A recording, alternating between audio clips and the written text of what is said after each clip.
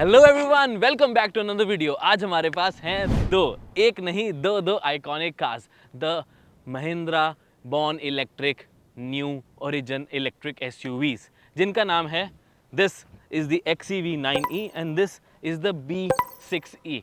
ज़्यादा डिटेल में बात होने वाली है अब इस वीडियो में इस गाड़ी के बारे में, क्योंकि ज़्यादा एक्साइटिंग है, प्राइस भी कम है, चलाने में ज़्यादा मस्त है और इंटीरियर भी ज़्यादा इंटरेस्टिंग है इसका। लेकिन इसको कैसे छोड़ दे, तो इसका ड्राइव रिव्यू अलग से बना है, चेकआउट करना ना भूलें, बिकॉज इसमें कुछ ऐसी चीज़ें हैं जो इसमें नहीं है और इसमें कुछ ऐसी चीज़ें हैं जो इसमें नहीं है। तो दोनों का ड्राइव रिव्यू कंप्लीटली डिफरेंट है, चेक करना ना भूलें, काफ़ी इन्फॉर्मेशन आपको मिलेगी और कुछ ऐसी चीज़ें बताएंगे इस वीडियो में भी और उस वीडियो में भी जो शायद आपको किसी ने ना बताई हो। इसमें अगर मैं स्पेसिफिकली बात करूँ ना, अभी नहीं सब बताऊंगा। वीडियो के एंड तक देखना आपका काम, सारी इन्फॉर्मेशन देना मेरा काम। Hello friends, welcome to the car guide. मेरा नाम है Rishabh and today we have not one but two Mahindra iconic SUVs. The electric origin SUVs is the Mahindra XEV9e and this is the B6e. चलिए शुरू करते हैं, channel को subscribe कर लो अगर अभी तक नहीं किया है तो। गाड़ी सीधा शुरू की हमने 75% पे, 419 किलोमीटर्स की रेंज अभी इस टाइम पे शो कर रहा है। टोटल गाड़ी चली है 590 किलोमीटर्स। कर्स चल रहा है लेवल 1। चलो देखते हैं, समझते हैं। गाड़ी आपने बाहर से देख ली, अंदर से भी देख ली, फीचर लिस्ट भी सब ने बता दी, लेकिन अभी हम सिर्फ ड्राइव के स्पेसिफिक पार्ट्स को लेकर डिस्कस करेंगे, क्योंकि इस गाड़ी में ना फीचर्स टेक्नोलॉजी वाइज बहुत ज़्यादा हैं और ड्राइविंग डायनामिक्स भी कम्प्लीटली चेंज हो जाती है। सबसे पहला फीचर, 5 फीचर्स के बारे में टोटल बात करेंगे। सबसे पहला फीचर है semi active suspension. Active suspension शायद आपने सुना हो, बहुत महंगी लग्जरी प्रीमियम स्पोर्ट्स कार्स में आता है। सेमी एक्टिव कुछ कार्स में आपको देखने में मिलता है, बहुत महंगी, बट इस रेंज में सेमी एक्टिव सस्पेंशन कहीं नहीं मिलता। लेकिन होता क्या है ये, मैं बताता हूँ। एक्टिव सस्पेंशन का मतलब होता है कि सस्पेंशन अपनी डैम्पनिंग, अपना मूवमेंट सड़क के हिसाब से बदलती है। और सेमी एक्टिव इसलिए क्योंकि ये डैम्पनिंग को समझने के लिए थोड़ी टाइम लगाती है, हल्का सा 15 मिली सेकेंड, जो कि ना के बराबर है। जैसे ही कोई स्पीड ब्रेकर आया तो उसकी 15 मिली सेकेंड में जैसे ही आपने स्पीड ब्रेकर पर टच किया टायर, इसे समझ आ जाएगा कि भाई ये स्पीड ब्रेकर आ गया है। उस अकॉर्डिंगली अपने सस्पेंशन को चेंज कर लेता है, डैम्पनिंग को चेंज कर लेता है, फील आपको ज़्यादा अच्छी प्रोवाइड करता है। जैसे ही इसे लगा कि यार प्लेन सरफेस है, स्पीड अच्छी मेंटेन हो रही है, तो इस पर्सन को स्टेबिलिटी अच्छी चाहिए होगी, तो इस सस्पेंशन को थोड़ा स्टिफ कर देता है 15 मिली सेकेंड में। और जैसे ही कोई रास्ता थोड़ा बहुत ख़राब होता है फिर से, तो सस्पेंशन का experience change, driving experience change करने के लिए डैम्पनिंग को फिर से ऑटोमेटिकली ये गाड़ी चेंज कर देती है। ये फीचर शायद आपको किसी ने नहीं बताया होगा। और 15 मिली सेकेंड बहुत कम होते हैं जिसमें आपको सस्पेंशन जो है वो चेंज नज़र आएगी, चेंज फील होगी, नज़र तो नहीं। अगला फीचर आता है variable gear steering. Variable gear ratio ज़रूर आपने सुना होगा, निसान की अभी एक्स ट्रेल में आया था कि जिसमें गियर रेशोज वेरिएबल होते हैं और माइलेज उस अकॉर्डिंगली आती है, पावर उस अकॉर्डिंगली आती है, कि एक ही इंजन होता है लेकिन 2 इंजन का काम करता है। वैसे ही ये वेरिएबल गियर स्टीयरिंग है। स्टीयरिंग के अंदर गियर लगे हैं कि जब आप थोड़ी बहुत मैन्यूवरेबिलिटी करते हो तो ये लाइट वेटेड रहता है, बहुत ज़्यादा मैनूवर नहीं करता अपने आप को, रिस्पॉन्स इसका कंपैरेटिवली लो रहता है जानबूझकर, ताकि हल्के से स्टीयरिंग पे ये नहीं कि गाड़ी आपकी हाई स्पीड हो रही है तो इधर उधर भटक रही हो, और जब आपको यू टर्न लेना तो बहुत ज़्यादा लाइट हो जाता है, ज़्यादा घुमाना नहीं पड़ता लेकिन टर्न ये ज़्यादा बड़ा ले लेता है अगर आप स्लो स्पीड पे हो, आपको यू टर्न लेना है तो। लेकिन अगर आप जैसे हाई स्पीड पे जा रहे हो, आपको अगर स्टीयरिंग में थोड़ा बहुत इधर उधर हो भी जाएगा तो कोई मूवमेंट नहीं आनी चाहिए, तो वो ऑटोमेटिकली एडजस्ट कर लेता है और आपकी मूवमेंट काफ़ी रिस्ट्रिक्ट हो जाती है टायर्स में, स्टीयरिंग में नहीं। तो ये काफ़ी ज़्यादा इंटरेस्टिंग चीज़ लगी कि अपना ड्राइविंग एक्सपीरियंस काफ़ी बदल जाता है। स्टीयरिंग के लिए भी गियर है, सिंपल सी चीज़ समझो, और वो जो उसकी स्पीड, व्हीकल की स्पीड, स्टीयरिंग आप कितनी डिग्री मोड़ रहे हो उसके ऊपर डिपेंड करता है, वो ऑटोमेटिकली चेंज होता रहता है एज पर the scenarios for your better driving. इससे टर्निंग रेडियस कम आता है, इससे आपकी हाईवे स्टेबिलिटी, हाईवे कॉन्फिडेंस काफ़ी ज़्यादा बढ़ता है, और तीसरा ईजी हो जाता है यू टर्न लेना, छोटे टर्न्स लेना, कम स्पीड पे जो टर्न लेने होते हैं गाड़ी को, काफ़ी ज़्यादा आसान हो जाता है। Next, brake by wire. Brake by wire का मतलब ये है कि जब आप इस ब्रेक को प्रेस करते हो, ये इलेक्ट्रिकली या इलेक्ट्रॉनिकली कनेक्टेड है रेदर देन प्रॉपर एक मैकेनिक सिस्टम के। ब्रेक बाय वायर का मतलब ये होता है कि वायर वाला मैकेनिज्म छोड़ते हुए ये ब्रेक काम करती है, तो उससे 2-3 बेनिफिट होते हैं। एक तो रिस्पॉन्स क्विक है, अलग से प्रॉपर मोटर लगी है जो कि ब्रेक अप्लाई करती है आपके चारों डिस्क ब्रेक्स में, और ये दोनों गाड़ियों में काम करते हैं। सारे फीचर्स दोनों गाड़ियों के लिए मैं आपको बताता रहूँगा। इससे आपका ब्रेकिंग डिस्टेंस काफ़ी कम हो जाता है, रिस्पॉन्स टाइम काफ़ी बढ़ जाता है, ब्रेक का एक्चुअल में परफॉर्मेंस, ब्रेक की परफॉर्मेंस बहुत बढ़िया निकल कर आती है। तो ये भी महंगी गाड़ियों में होता है, लेकिन अब महिंद्रा ने इतनी अफोर्डेबल प्राइस पे ये सारे फीचर्स देके लिटरली कमाल ही कर दिया। मुझे नहीं पता इन्होंने कैसे किया है ये, seriously. And everybody is asking यार प्लीज़ इसका पेट्रोल वर्जन ले आओ, बट अभी कंपनी का कोई प्लान नहीं है और ना ही इसमें आएगा। ये इंग्लो प्लेटफॉर्म पेट्रोल के लिए उतना ज़्यादा नहीं है, ये बॉर्न इलेक्ट्रिक गाड़ियाँ हैं, तो इसे इलेक्ट्रिक पॉइंट से ही बनाया गया है। मे बी आगे जाके कुछ इंजीनियर मार्वल किए जाएं जिससे इसको पेट्रोल और डीजल में भी लाया जाए, बिकॉज ये रियर व्हील ड्राइव है अभी गाड़ी। आगे जगह खाली है, इंजन लगाया जा सकता है, पीछे फ्यूल टैंक लगाया जा सकता है, बूट को बढ़ाया जा सकता है, पॉसिबिलिटीज आर एंडलेस। कंपनी भी यही कहती है, unlimited India. Next, one pedal driving. One pedal driving ऐसी है कि कर्स मोड मैक्सिमम लेवल पे हो जाता है जिसमें आपको रेंज सबसे ज़्यादा मिलती है। That's a very good thing, but उससे भी इंटरेस्टिंग फैक्टर ये आ जाता है कि आपको ब्रेक बहुत जगहों पे अप्लाई करनी ही नहीं पड़ती। बस रेस पेडल से अपना पैर हटाया, गाड़ी ऑटोमेटिकली थोड़ी थोड़ी रीजन मोड में चली जाती है, जिससे आप बम्पर टू बम्पर ट्रैफिक में आपको ब्रेक अप्लाई नहीं करनी पड़ती। थोड़ी सी रेस जैसी ही छोड़ी, ऑटोमेटिकली गाड़ी रुक भी जाएगी। और बाकी एडेप्टिव क्रूज कंट्रोल क्योंकि एडएस है, वो सब तो काम करेगा। स्टॉप एंड गो फंक्शन भी है, लेन की असिस्ट भी आपको, मतलब मैं जितनी कम स्पीड पे 10 पे भी मैंने चला के देखा चल रहा है, 15 पे भी चला के देखा चल रहा है। लेन की असिस्ट बहुत अच्छे तरीके से काम कर रहा है इसका। एक second, let me show you that as well. और ब्लाइंड स्पॉट मॉनिटरिंग भी बहुत ज़बरदस्त है इसकी। एडएस तो अलग से वीडियो बनानी पड़ेगी इसकी, मैं तो सोच रहा हूँ, बिकॉज ब्लाइंड स्पॉट डिटेक्शन मेरे को आगे हेड्स अप डिस्प्ले पे भी आती है। That's great. अब जैसे मैं लेन से थोड़ा सा हटने के वो होता हूँ, ये वापस मेरे को उधर ना बाइक आ गई थी, क्योंकि ना अभी हम शहर में हाईवे पे भी आएंगे तो मैं ज़्यादा अच्छे से डेमोन्स्ट्रेट कर पाऊँगा। जैसे मैं लेन से हल्का सा बाहर आने की कोशिश करता हूँ, वो वापस स्टेयरिंग जो है वो मूव करके मेरे को वापस लेन में ले आता है, और ये बहुत अच्छे तरीके से काम कर रहा है फीचर, और कम से कम स्पीड पे भी कर रहा है। अभी 6 किलोमीटर की, इसको थोड़ा सा बाहर की तरफ करके देखता हूँ। ये देखो वापस, अभी जाना इधर थोड़ा सा देखने तो दे। अभी नहीं, हाँ अभी ऑफ हो गया, स्टैंड बाय पे चला गया, क्योंकि मैं लेन से कुछ ज़्यादा ही बाहर आ गया था। अपने अभी बीच बीच में, मतलब जैसी लेन ही डिटेक्ट करेगा दोनों साइड की, उसी टाइम पे एक्टिवेट हो जाता है। अभी तो लेन ही चली गई, बट चलो हम अगले फीचर तक चलते हैं। लेन की वजह से काम अच्छे से कर रहा है। इनफैक्ट एडस के अभी तक जितने फीचर्स मैंने यूज़ किए तब सब बढ़िया तरीके से काम कर रहे हैं। हम ऑलमोस्ट इसको ना 10 किलोमीटर चला चुके हैं, लेकिन रेंज कम नहीं हुई है। 419 थी, 419 ही दिखा रहा है अभी भी। बट फ़र्क ये होगा, देखना ये होगा कि एक्चुअल में फ़र्क आया कि नहीं आया, क्योंकि परसेंटेज तो कम हो रही है। 75 से 73% आ गई है। और इफ़ एम नॉट रॉन्ग, मैं 13 किलोमीटर गाड़ी को चला चुका हूँ, यानी कि अप्रॉक्सीमेटली 6 किलोमीटर 1% पे ये चल रही है। और अगर हम बात करें 100% की, तो 600 किलोमीटर की रेंज आ जानी चाहिए। मैं कह रहा हूँ 550 रेंज कंपनी क्लेम करती है कि रियल आएगी ही आएगी, क्योंकि क्लेम करने को तो 820 है अगर हम MID साइकिल से देखें तो, MIDC साइकिल जो होता है कंप्लीट। लेकिन अगर हम इनका ARI सर्टिफाइड देखें तो 683 आई थिंक है, if I am not wrong. मतलब बहुत सारे एस्पेक्ट्स हैं, मतलब हम सब कुछ साथ साथ डिस्कस कर रहे हैं आपके। अब अगला फीचर आता है आइडेंटिटी। स्पेलिंग थोड़े से डिफरेंट है, क्योंकि कंपनी ने अपना ट्रेडमार्क लिया है इसमें। करता क्या है ये, यहाँ पर एक कैमरा लगा हुआ है, मेरी ड्राउजीनेस को ये डिटेक्ट करेगा कि मैं अच्छे से गाड़ी चला रहा हूँ, नहीं चला रहा, नींद तो नहीं आ रही, थक तो नहीं रहा। यहाँ पर वार्निंग भी है, वो आने लग जाती है। और ये कैमरा वैसे तो और बहुत चीज़ों में काम आता है, जैसे कि साथ वाले पैसेंजर के साथ सेल्फी क्लिक करने में आएगा, वीडियो कॉल्स में ये काम आता है। स्क्रीन पे आपकी वीडियो कॉल हो जाती है, ये उसका कैमरा यूज़ होता है, और पर्सन की जो डिस्प्ले है वो ये बन जाती है।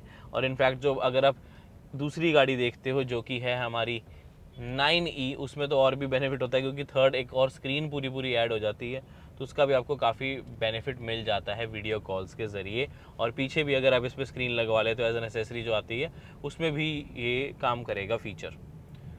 Wow, video call in a car, सोचा था कभी? मैंने तो नहीं सोचा था, लेकिन महिंद्रा ने सोचा था। अब ये तो हो गए कुछ exclusive features. Overall drive review की अगर मैं बात करूँ तो यहाँ पर ADAS लेवल 2 के फीचर्स सारे मिल जाते हैं। ब्लाइंड स्पॉट डिटेक्शन है, और कूट के फीचर्स भरे हुए हैं इसमें, कूट के। मतलब कोई कमी लगती ही नहीं है, और बल्कि एक्स्ट्रा यूनिक फीचर्स ही देखने को मिल रहे हैं। For example heads up display में blind spot alert. Heads up display में कौन देता है? महिंद्रा ने दे दिया। कितना आसान हो गया हमारे लिए ड्राइविंग, और सेफ कितनी हो गई ड्राइविंग, बिकॉज मेरे सामने इसी विंड स्क्रीन पे दिखता रहता है कि मेरे लेफ्ट साइड पे कुछ है या राइट साइड पे। सिर्फ उसकी एक वार्निंग आती है, ऑफकोर्स ऑब्जेक्ट नहीं दिखाते, डिस्ट्रैक्ट थोड़ी करना है। एक हल्की सी येलो लाइट आती है कि ब्लाइंड स्पॉट अलर्ट के पीछे इधर कुछ है, तो एकदम से लेन मत चेंज करना। और same goes for the right side as well, अगर राइट साइड कोई व्हीकल आता है तो। स्पीड लिमिट के साइन बोर्ड वो भी यहाँ पर विजिबल होंगे, किस डायरेक्शन में मैं जा रहा हूँ, नेक्स्ट मैंने किधर जाना है, turn by turn navigation, music, call, कुछ भी आएगा वो सब मेरे को इसी विंड स्क्रीन पे नजर आ रहा है। वाओ, हेड्स अप डिस्प्ले पे तो इन्होंने नेक्स्ट लेवल कर दी। इतनी इन्फॉर्मेशन जितनी इन दोनों पे आ रही है वो सब यहाँ पर आ रही है मुझे। हाँ, ज़्यादा डिटेल जैसे कि रेंज या रीजन मोड ये सब वगैरह इसी पे आ रहा है, जो कि आना चाहिए। और जो इम्पॉर्टेंट इन्फॉर्मेशन है जिससे मेरी ड्राइविंग चेंज हो सकती है वो सामने नज़र आती है। अभी कॉन्स्टेंटली स्पीड तो नज़र आ ही रही है। अब स्पीड की बात हो रही है तो let me tell you this 79 kilowatt hour battery and the combination of an electric motor जो कि महिंद्रा की अपनी है, उनसे पावर होती बहुत ज़्यादा जनरेट। कितनी? 285 PS and 380 newton metre torque, which means 0 to 100 in less than 6.7 seconds. और इसकी सबसे खास बात पता क्या है? 2-3 चीज़ें बताता हूँ। रियर व्हील ड्राइव है, उसका भी एक बेनिफिट मिल जाता है। एक्सप्रेशन आपको बहुत प्यारी मिल रही है। नॉट जस्ट दैट, एक बहुत ही इंपॉर्टेंट चीज़ ये आती है कि टॉर्क इंस्टेंट है, क्योंकि ये एक इलेक्ट्रिक है तो उस वजह से आपको एक्सलेरेशन बहुत अच्छी मिलती है। मतलब मज़ा आता है इस गाड़ी को चला के। और रेंज एंजाइटी नहीं, थोड़ा बहुत तो भगा भी लिया तो क्या दिक्कत है? रेंज ही इतनी 79 किलोवाट आवर की बैटरी है तो रेंज की इतनी टेंशन नहीं ली जाती। चार्ज करो दोबारा चला लो, और घर पे चार्ज करो तो बेस्ट है। घर के चार्जिंग की स्पीड मैक्सिमम 11.8 आवर्स है, उससे ज़्यादा टाइम नहीं लेती। सबसे स्लोवेस्ट चार्जर पे भी अगर लगाओगे, और अगर नॉर्मल चार्जर पे लगाओगे होम चार्जर पे, तो 8 घंटे में होगी। तो वो भी बहुत अच्छी स्पीड है। 12 घंटे भी मेरे लिए कोई ज़्यादा नहीं है। क्यों? क्योंकि बैटरी हेल्थ मेंटेन रहेगी और एक्चुअल में पैसे उसी में बचा पाऊंगा। तो वो भी मुझे बहुत इंटरेस्टिंग चीज़ लगती है। बट अगेन द ड्रॉबैक्स, ये भी तो बात करनी है। गाड़ी नो डाउट बहुत अच्छी है, बट हर चीज़ परफेक्ट नहीं हो सकती। कोई भी चीज़ परफेक्ट नहीं हो सकती, ना मैं हूँ ना कोई भी गाड़ी है। जैसे कि ये महिंद्रा की BE यानी कि B6E गाड़ी, ये भी परफेक्ट नहीं है। दो बहुत बड़ी कमियां हैं इस गाड़ी में। पहली कमी, स्पेस। अंदर आपको थोड़ी सी क्रैम्ड स्पेस लगेगी इन टर्म्स ऑफ प्राइसिंग। जितनी इस गाड़ी की प्राइस है ना, उस हिसाब से आपको स्पेस ज़्यादा नहीं मिलती इस गाड़ी में।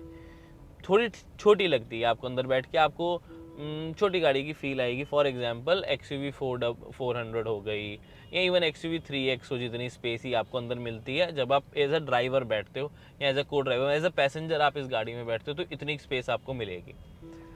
ओवरऑल ज़्यादा लगती है क्योंकि आगे तक जा रहा है सब कुछ, एंड साइड पे बहुत चंकी बहुत है। मतलब छोटी सी जगह में बहुत ज़्यादा चीज़ें भर दी कंपनी ने, तो उस वजह से आपको बता रहा हूँ ये चीज़। तो ये है पहली कमी। दूसरी कमी, विजिबिलिटी। अब ओवरऑल ग्राउंड क्लियरेंस देखो बहुत ज़्यादा अच्छी है, 217 mm कम नहीं होते।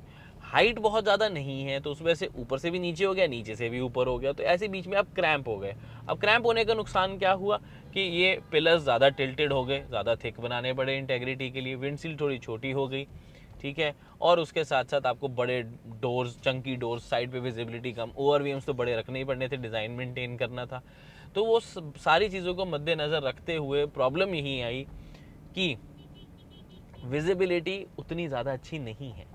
आपको बहुत मतलब बीच बीच में दिक्कत आएगी कि अच्छा यार ये ब्लाइंड स्पॉट बहुत ज़्यादा है, ये वाला बहुत एरिया चंकी है, तो आपको एजेस तो नज़र नहीं आते।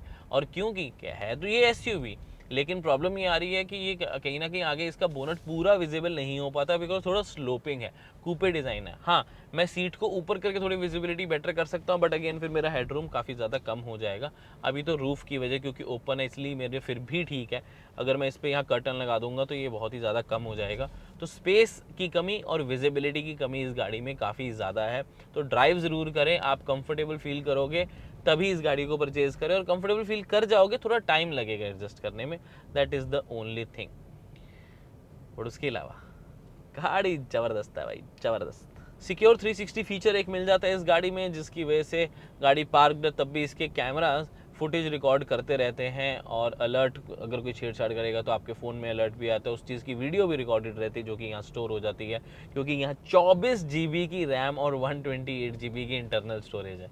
24 फ्रिकिंग GBs ऑफ रैम, ताकि ये सारे जो ये प्रोसेस हैं ये कर सके। इसमें न्यूरल प्रोसेसिंग यूनिट अलग है, आर्टिफिशियल इंटेलिजेंस आर्किटेक्चर महिंद्रा का अपना है जिसको माया का नाम दिया गया है, CPU अलग है, ग्राफिक प्रोसेसिंग यूनिट अलग है, मतलब ultimate level of technology has been provided in these both the new born electric SUVs। अब उसके अलावा तो फीचर्स तो आपको पता लग ही गए हैं, फिर भी बता देता हूँ। 16 स्पीकर सिस्टम मिल जाता है हार्मन कार्डन की तरफ से डॉल्बी एटमॉस के साथ, जो कि किसी भी गाड़ी में ऑफर नहीं किए जाते हैं, और ये बहुत अच्छी चीज़ लगी मुझे कि डॉल्बी एटमॉस का सपोर्ट आपको मिल रहा है। अभी तक हम उसे बहुत अच्छे से एक्सपीरियंस कर नहीं पाया, अभी हमारा मेन फोकस ड्राइविंग है, बट आई एम श्योर वो कमाल के होंगे, no doubt there at all. अब फीचर्स में ही और क्या क्या मिलता है आपको, 12.3 इंचेस की बड़ी screen, wireless Android Apple CarPlay, connected features, Alexa built in, IRVM आपको काफ़ी सॉलिड मिल जाता है, जो कि एक ऑटो डिमिंग IRVM है, बेजल लेस रहेगा, ऊपर आपको काफ़ी कंट्रोल्स मिल जाते हैं, इलेक्ट्रिक टेलगेट है, 455 लीटर्स के मैसिव बूट स्पेस है, हालांकि लगती नहीं है, दिखने में थोड़ी कम लगती है, बट नंबर्स हमें यही बताए गए हैं। बड़े बैग्स इजीली आ जाएंगे, no issues there at all, but ये ध्यान रखेंगे वहीं पे नीचे मोटर है, इसी वजह से थोड़ी स्पेस आपको कम लगेगी, और स्पेयर टायर आपको मिलता है 18 इंचेस का।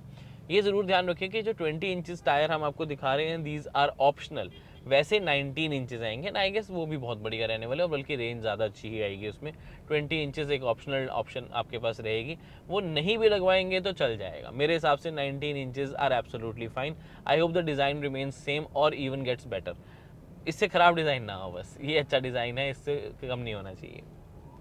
बैटरी की एक चीज़ मुझे और अच्छी लगती है कि लाइफ टाइम वारंटी आपको ऑफर की रही है। कंपनी कह रही है कि भाई हमारी बैटरीज बहुत ज़्यादा ही अच्छी हैं, कुछ नहीं होगा इनको, तो इनमें life time warranty company offer कर रही है। और इनफैक्ट एक टर्म है, लेकिन साथ में कंडीशन है, क्या फर्स्ट ओनर होनी चाहिए। अगर आप इस गाड़ी को सेल कर देते हो तो वो वारंटी लाइफ टाइम हटकर 10 ईयर्स की हो जाती है, जो कि फिर भी बहुत अच्छी है। 10 ईयर्स की battery life with up to 2 lakh kilometre, which ever is earlier, but life time warranty में किलोमीटर का कोई कैप नहीं है, तो that is again a very very good thing. And mostly मुझे नहीं लगता कोई इसे बेचने वाला है, everybody is going to use it, because इन्होंने ना एक चार्ट हमें दिखाया था, I show you that as well, कि as compare to other brands या other cars in the segment और अबव सेगमेंट, लग्जरी सेगमेंट में 50-70 लाख की गाड़ियों में भी क्या है कि एक टाइम के बाद इलेक्ट्रिक रेंज आपकी कम होने लग जाती है। इसमें ऐसा नहीं होता, इसमें बहुत स्लोली वो चीज़ कम होती है। तो जो आपको पहले दिन रेंज मिल रही थी, पूरे साल बाद 2 साल बाद भी गाड़ी को चलाओगे उतनी रेंज ही मिलेगी, वो कम नहीं होगी। This is what they are claiming, so I hope that's true, I think it will be true. Mahindra गलत क्लेम तो कभी नहीं करता, वो तो वेटिंग पीरियड को भी सच सच बता के ही बताते हैं आपको। एनीवेज, ADAS थोड़ा सा एक्सप्लेन कर देते हैं। ऑटोनोमस ड्राइविंग असिस्टेंस सिस्टम है, लेवल 2+ है, प्लस इसलिए बिकॉज इसमें एक ऑटो पार्क का फंक्शन आता है, जिसमें अगर आप पार्किंग नहीं आती, कोई दिक्कत आती, कोई बात नहीं, with just a press of a button ये आपको मैप पे दिखाएगा कि आपको गाड़ी कहाँ पार्क करनी है, आप उसमें से सिलेक्ट करोगे और वहाँ जाके गाड़ी अपनी पार्क कर दोगे। हाँ यस, अपने आप ये गाड़ी उसको पार्क कर देगी, आपको करने की ज़रूरत नहीं है। 12 अलग अलग मोड्स में आप गाड़ी पार्क कर पाओगे, चाहे वो पैरेलल हो, चाहे डायगनल हो, चाहे आपको वर्टिकल करनी, हॉरिजॉन्टल करनी है, किसी भी तरीके से गाड़ी पार्क होनी है, ये ऑटोमेटिकली करेगी। स्टीयरिंग से हाथ हटा दो, अपने आप स्टीयरिंग एडजस्ट होगा, गाड़ी आगे पीछे होगी, एक्सलेट करेगी और सब हो जाएगा। आपको ज़्यादा तंग होने की ज़रूरत नहीं है।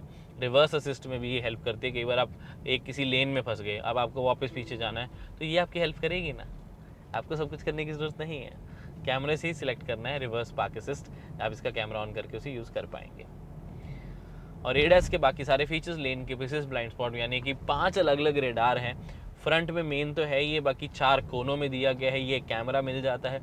6 पार्किंग सेंसर्स अल्ट्रासोनिक आगे, 6 पार्किंग सेंसर्स अल्ट्रासोनिक पीछे, जिसकी वजह से आपकी अगेन ड्राइविंग काफ़ी ज़्यादा आसान तो होती ही होती है, और उसके साथ साथ टाइट स्पॉट्स पे निकलना या ADAS की वजह से सेफ्टी बहुत ज़्यादा ऐड हो जाती है। बाकी फीचर्स तो वो देखो है ही, 16 स्पीकर्स हैं, 2 वायरलेस चार्जर हैं, प्रॉपर मोड्स हैं, चाबी बहुत ही ज़्यादा स्टाइलिश है, मैग्नेटिक है तो फटाफट यहाँ जाके चिपक जाती है। 2 स्पोक स्टीयरिंग व्हील है, दिखने में बहुत ज़्यादा अच्छा लगता है। सारे कंट्रोल्स यहाँ मिल जाते हैं आपको। रीजन मोड्स के साथ साथ आपको हाई रेंज मिल जाए। रेंज अभी भी कम नहीं हुई है, 418 किलोमीटर अभी भी रेंज दिखा रहा है। हालांकि 3% बैटरी कम हो गई है, बट ड्राइव हमने 590 में आई थिंक शुरू किया था, तो 22 किलोमीटर्स हम अभी ड्राइव कर चुके हैं जब हमने ये 75% मतलब 3% के हिसाब से, तो बहुत सही है। 3% 22 किलोमीटर सही है ना। टाइम आता है रेंज को कैलकुलेट करने का। तो जब गाड़ी चली थी 590 किलोमीटर्स तब बैटरी थी 75%। अब गाड़ी हमने चला ली है 49 किलोमीटर्स और बैटरी परसेंटेज हो गई है 67, यानी कि 8% बैटरी में 49 किलोमीटर्स, यानी कि 6.1 किलोमीटर पर परसेंट ऑफ बैटरी। इसका मतलब 610 किलोमीटर की रियल रेंज, और वो भी जब हम टेस्ट कर रहे हैं, गाड़ी को रोक भी रहे हैं, तेज़ भी चला रहे हैं, तो आप देख सकते हो कि आपको रेंज बहुत अच्छी मिलने वाली है और रेंज एंजाइटी तो ख़त्म। आज वैसे पहली बार हुआ है कि हम किसी ड्राइव रिव्यू पे आए हैं और हमने सारे वेरिएंट्स और सारे कलर ऑप्शंस भी चला लिए, यानी कि 9E भी चला लिया और 6E भी चला ली, जिसमें हमने ब्लैक भी हो गया, बेज भी हो गया, आपको रेड भी हो गया, ऑरेंज भी चला लिया और उसमें हमने वाइट भी चला लिया। तो ये काफ़ी रेयर होता है वैसे, बट इससे क्या एक्सपीरियंस अच्छा मिल गया, अलग अलग टेस्ट भी कर लिए और गाड़ी को अच्छे से समझ भी लिया। रेंज भी आप समझ गए हैं कि 1% चार्ज पे 5 से लेके 7 किलोमीटर की रेंज मिलती है, यानी कि 500 से लेके 700 किलोमीटर तक की रेंज मिलेगी, डिपेंडिंग आपकी ड्राइविंग कैसी है। बट ये है अभी शॉर्ट टर्म रेंज टेस्ट, इसका डिटेल रेंज टेस्ट जल्दी आएगा, तो उसके लिए चैनल को सब्सक्राइब करके रख लें। अब बात करते हैं कंक्लूजन की। गाड़ी मस्त है, लेकिन ये एक स्पोर्ट्स कार है। तो स्पोर्ट्स कार में क्या प्रॉब्लम होती है यूजुअली? चलो महंगी होती है वो बात अलग है, ये महंगी में नहीं आती, लेकिन स्पोर्ट्स कार में प्रॉब्लम होती है, विजिबिलिटी अच्छी नहीं मिलती और अंदर थोड़ा टाइट टाइट फील होता है। Same goes for this as well, कि यहाँ पर आपको अंदर थोड़ा सा टाइट फील होता है, स्पेशली 6E में। 9E में उतना फील नहीं होगा। और अंदर ना विजिबिलिटी की एक इशू रहती है, ए पिलर की तरफ देख लो या फिर आप IRVM की तरफ देख लो, बोनट विजिबिलिटी देख लो, तो उतनी आप सेटिस्फैक्शन नहीं मिलती आपको विजिबिलिटी की। तो ये एक प्रॉब्लम है, लेकिन उसके अलावा गाड़ी भागती है, फीचर्स बहुत ज़्यादा हैं, रेंज बहुत अच्छी है, एक्चुअल रेंज प्रोवाइड कर रही है। New platform and the new battery system is just amazing. And last but not the least, pricing. Base price तो बहुत अच्छी है, बेस वेरिएंट में फीचर्स भी बहुत ज़्यादा मिल जाते हैं, तो उस वजह से BE या B6E एक बहुत ही बढ़िया प्रोडक्ट साबित होता है। बट लेट्स सी कि इसकी टॉप वेरिएंट की प्राइस कितनी आती है। बट महिंद्रा कमाल कर दिया आपने, hats off to you guys. ऐसा प्रोडक्ट ना ग्लोबल बेंचमार्क जेन्युइनली सेट कर रहा है। जो कमियां हैं वो भी बता दी, जो अच्छी चीज़ है वो भी बता दी। आपको कैसी लगी द B6E नीचे कमेंट करके ज़रूर बता दें। मैं मिलता हूँ आपसे अगली वीडियो में। Until then drive safe, take care, I love you guys, bye bye.